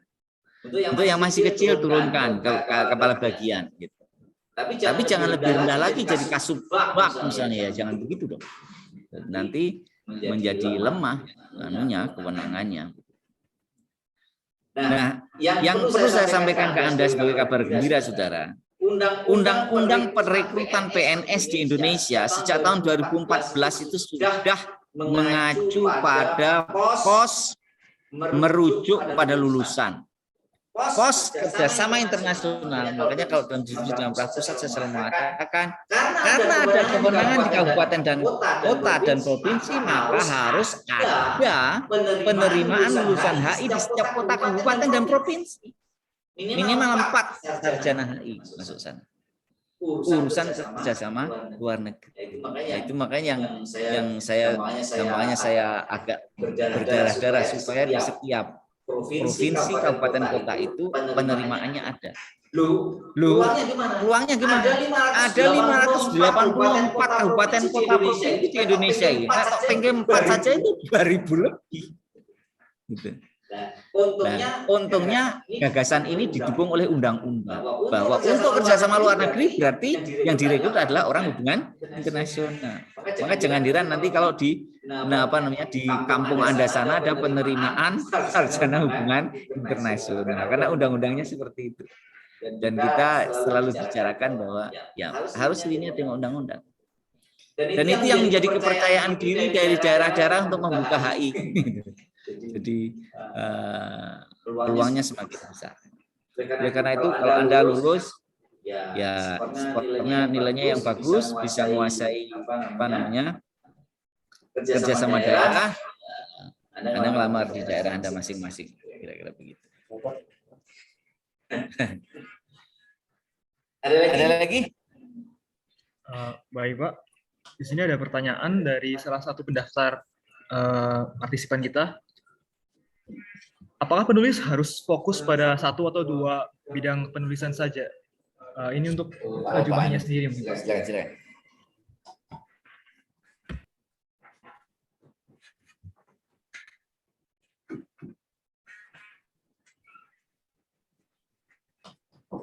Oke. Tadi pertanyaannya apakah penulis cukup fokus pada 1 atau 2 bidang? Ini maksudnya ada contoh spesifisnya nggak? Ini maksudnya ada contoh spesifisnya. Mungkin bagi yang bertanya bisa nyampaikan, bagi yang bertanya bisa nyampaikan langsung, bisa? Tadi kan fokusnya jumlahnya ada para diplomasi dan maksudnya karena ada para diplomasi dan sejarah karena judulnya begitu ya?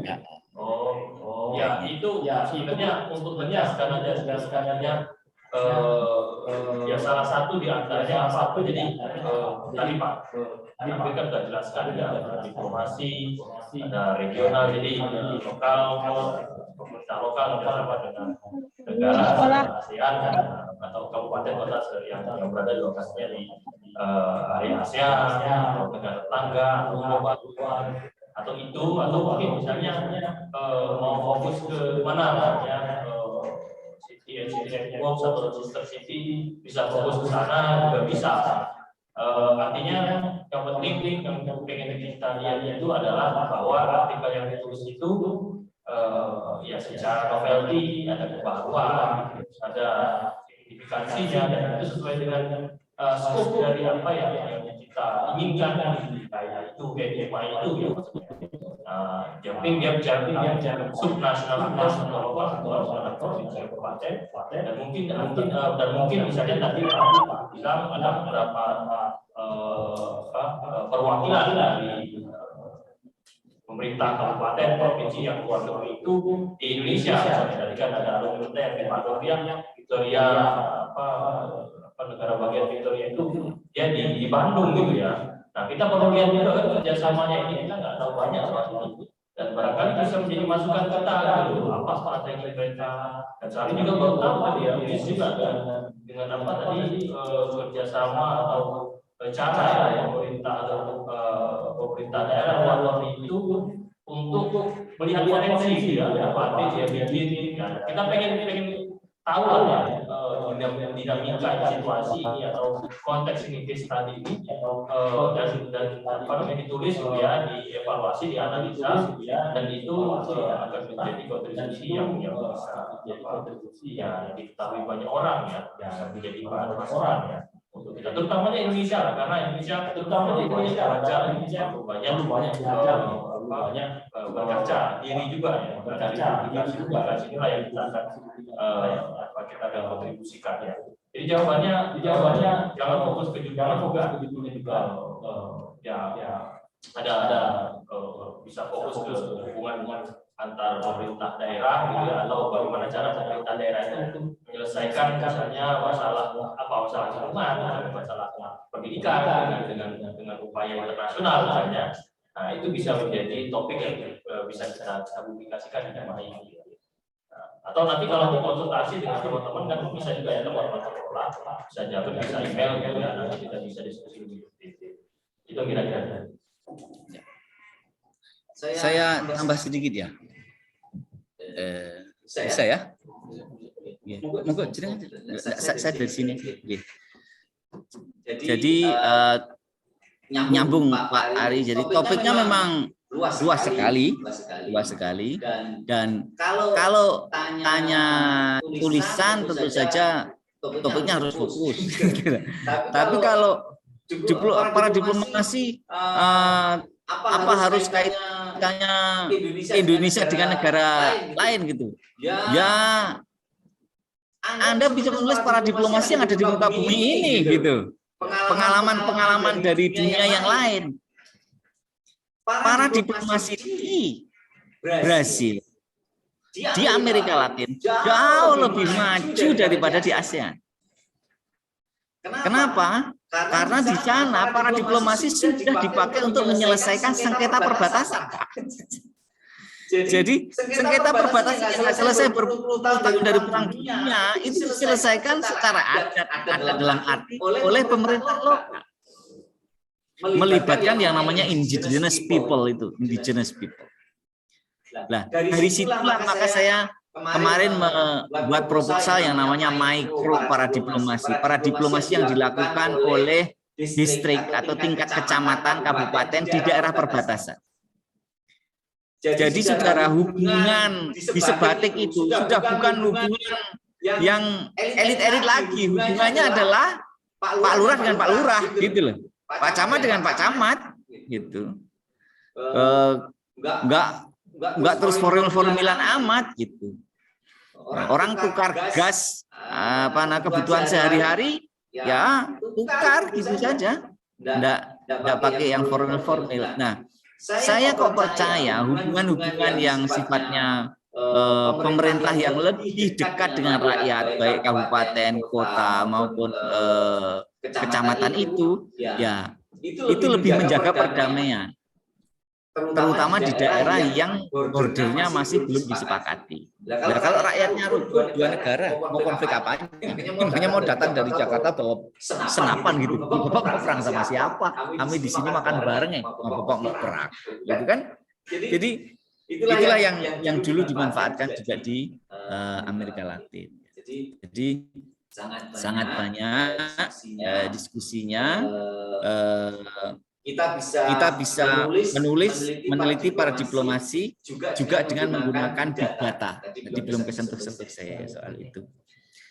Di UMJ ini Anda boleh akses internet dan Scopusnya lewat Scopus langsung Pak Gihari. Langsung itu dengan mengunduh data-data digital. Misalnya Anda tulis para diplomasi border. Nanti penulis dunia akan muncul di layar laptop Anda itu. Tapi Anda harus dari sini ya. Itu bayar 4 miliar setahun. Itu mana kalau mahasiswa nggak memanfaatkan, muncul jebret gitu. Dan nanti lalu dibuat data RTX-nya atau zip-nya atau apa RTX. Nanti lalu dimasukkan di dalam Postviewer, kan diajari toh? Sudah diajari. Nanti muncul gambarnya kayak gitu. Isu yang utama muncul ini itu. Nah, jadi nanti Jumahi kita itu akan menjadi menjadi jurnal yang lebih digital, lebih big data sifatnya daripada yang sudah ada. Karena ya apa, lebih sifatnya itu lebih menggunakan software dalam penelitiannya. Mungkin melebihi dari jurnal HI yang sudah ada. Karena generasinya beda. Anda akrab dengan yang saya omongkan data big data ini. Anda lebih cepat pinter daripada saya. Karena saya sudah generasi X, Anda ini generasi Alpha. Gitu. Nah, bayangkan tuh Anda itu, Bapak Ibu Anda itu, kalau Anda anak nomor pertama, itu umurnya di bawah saya. Anda umurnya berapa sekarang? 20 tahun? Hah? 21. Itu berarti Anda bisa, kalau anak nomor 2 itu bapakmu seumuran saya. Kalau Anda anak nomor 1, bapakmu lebih muda dari saya. Terus saya ditandingkan sama Anda dalam hal kepintaran ngutak-ngutik laptop apa komputer, kan ya nggak level. Anda diajari 5 menit, Anda sudah lari ke sana. Saya diajari 2 jam ini. Iki was pure piye gitu. Kenapa ya, lingkungannya berbeda? Ya saya bisa karena Lesinau kan lama gitu. Artinya Anda lebih menjadi makhluk digital daripada saya. Your habitus itu adalah lingkungan hidup yang menuntun hidup Anda itu more digitalized than me. Jadi Anda lebih enak dengan omongan data-data digital. Nah, itu kita bisa memanfaatkan itu untuk melihat para diplomasi sedunia. Jadi membandingkan para diplomasi di Asia, tipologinya bagaimana, di Eropa bagaimana gitu. Ya, ini harus ada yang nulis gitu. Ya, secara kasar saya bisa membedakan di Eropa more liberal ya. Di Asia itu masih banyak pemerintah pusat menentukan. Tapi kan harus ada gambarnya ini. Harus ada sangat bisa. Sangat bisa itu. Apa namanya untuk tema-tema begitu. Saya kira jangan berkecil hati, data kita nggak terbatas, unlimited. Di kampus kita datanya unlimited. Ya, big data kita unlimited. Anda bisa skripsi hanya dari ruangannya Pak Ari. Saya yakin lebih cepat Pak Ari ya. Anda skripsi nggak usah kemana-mana, tiap hari aja ke sini. Saya kira 4 minggu kelar pakai data digital. Saya yakinnya. Karena di sini nggak ada batasan. Ya, data digital kita. Ya, apa ya? Tadi saya nggak nyiapkan yang ada data digitalnya. Saya kira begitu saudara sekalian, saya sudah ngomong cukup lama, saya kira cukup ya. Ya, besok kita lanjutkan lagi. Terima kasih atas atensinya. Kita ngobrol-ngobrol besok dalam rangka Jumahe. Ya, saya pengen ngobrol. Oke. Yang tolong Pak, apa namanya, yang 5 orang yang calon itu. Nggih. Dokter itu bisa hadir juga barangkali. Gitu ya. Yang satu Singapura, paling tidak virtual. Iya, nanti saya hubungi. Ya, siap. Mereka jadi radio editor juga. Oh, siap. Oh ya. Ya. Nanti saya bujuk dia. Oke. Siap. Jadi ada 5 dokter minta Pak itu. Jadi bisa dikembangkan bareng-bareng, mungkin satu saat mungkin conference bareng. Murid-murid mereka juga. Ya, siap. Oke. Terima kasih Pak Ari. Saya kontak mereka. Assalamualaikum warahmatullahi wabarakatuh.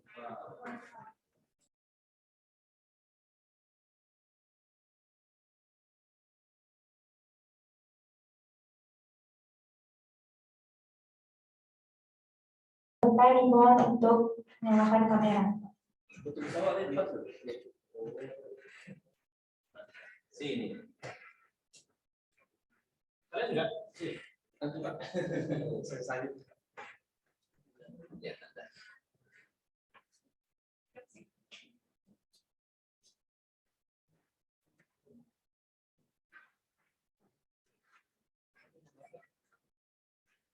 Screenshot aja cekrek selesai.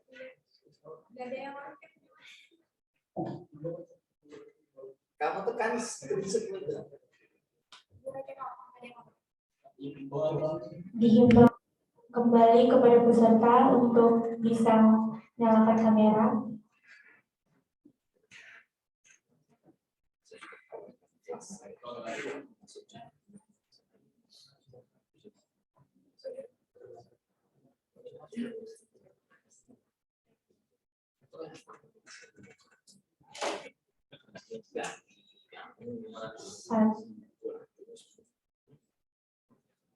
Satu, dua, tiga.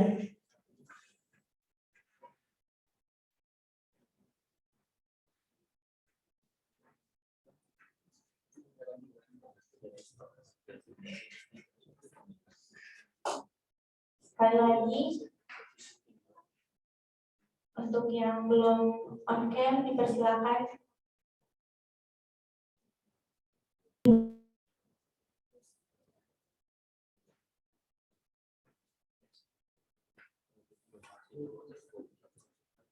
Oke, satu, dua, tiga.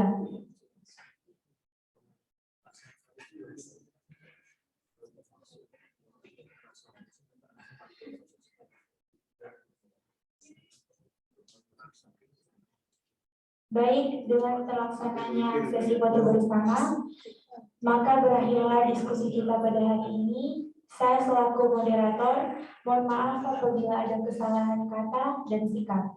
Terima kasih. Wassalamualaikum warahmatullahi wabarakatuh. Waalaikumsalam warahmatullahi wabarakatuh.